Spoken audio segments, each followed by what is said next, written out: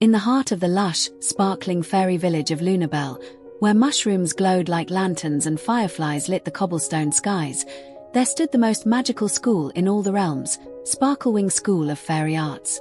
Each fairy here had a unique gift: glowing wings, glowing hair, the ability to talk to animals, or even bake cupcakes that sang lullabies. But this story begins with a fairy named Faye, curious, kind-hearted, and always a little too nosy for her own good. Faye had soft pink wings that fluttered like petals in the wind, long lavender hair tied in two messy buns, and a satchel full of mystery books and broken wand parts. She loved riddles more than spells and spent most of her time in the library's hidden nooks. One sunny morning, Faye and her best friends, Juniper, a clever earth fairy with curly green hair and crystal-speckled wings, and Zia, a sparkly sky fairy with short blue hair and wings like clouds, noticed something odd. The glitter bell, a magical bell that rings to start every school day, didn't chime.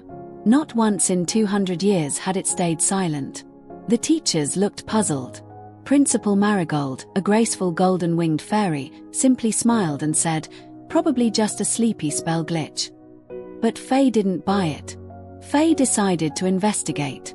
That evening, while everyone attended flying class, she sneaked into the cupcake enchantment room. To her shock, there were tiny muddy footprints leading to the bell tower. No one used the tower since the dragon bird incident. "Juniper, Zia," Faye whispered that night, waving her glowing mushroom lamp. "Something's wrong. Someone's been sneaking around." The girls formed a plan: sneak into the tower the next night, after curfew. The next evening, they crept past glittering halls, levitated up to the bell tower, and pushed open the creaky door. Inside, cobwebs, ancient gears, and a hidden trapdoor beneath the bell. Juniper's earth magic revealed faint runes carved into the wood. They opened it and descended into a swirling tunnel of pastel light. At the end, they found an ancient classroom, chalkboard still half-scribbled with a half-erased spell. Floating in the middle of the room was a glowing journal, marked, "Professor Wispwillow, Secrets of Forgotten Magic." As they opened the book, wind blew through the tunnel. The bell above gave one soft chime. Suddenly, Zia gasped, "Look!"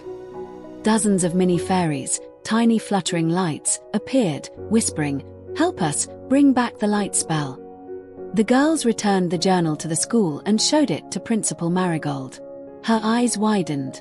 "I knew it," she whispered. "This school was built over an older one. These spirits are the last of those students. They need us to finish the spell their teacher never completed." Together, the girls practiced night after night. Faye deciphered the codes, Juniper rewrote the roots, and Zia carried the chants with her song magic.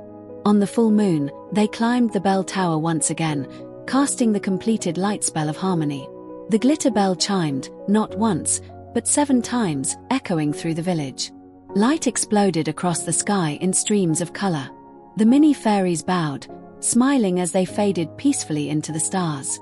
Sparklewing School threw a huge celebration. Faye and her friends were named the Mystery Trio, and a new room was added to the school, the Harmony Hall. And from that day forward, the glitter bell rang not just to start the day, but to remind every fairy that curiosity, friendship, and magic could solve anything.